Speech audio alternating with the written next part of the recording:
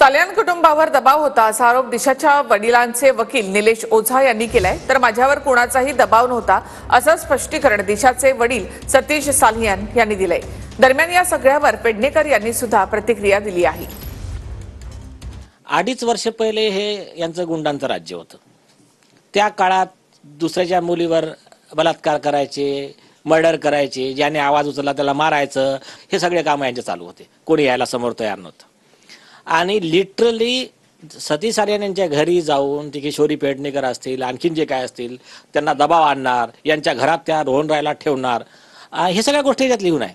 सतीश, मागच्या 5 वर्षात तुमच्यावरती दबाव होता का? आणि जर पोलीस अधिकाऱ्यांसमोर तुम्ही समोर जाऊन सगळं सांगितलेलं होतं तर तुम्हाला हे का शांत बसावं लागलं? मला एवढं सगळं आयडिया नव्हती। एवढं केलं नंतर कळलं मला सगळं। नाही तुमच्या माध्यमातून आता तिचे वडील बोलताना मी पाहिलं, ते बाजूला कोण महाशय बसले होते, ते कदाचित वकील असतील, ते दाबत होते त्यांना।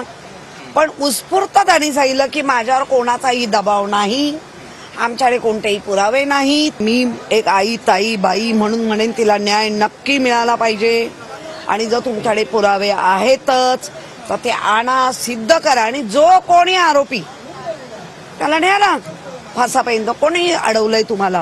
आरोप लगाए, एक कह रहे कि उद्धव ठाकरे जब सीएम थे उस पद का गैर यूज उन्होंने किया अपने बेटे को बचाने के लिए। दूसरा कि आदित्य ठाकरे ड्रग स्कैंडल में भी शामिल है, क्या कहेंगे आप? शी, इतना घिनौना आरोप करते, हम उसको जवाब ही नहीं देते, थू करते।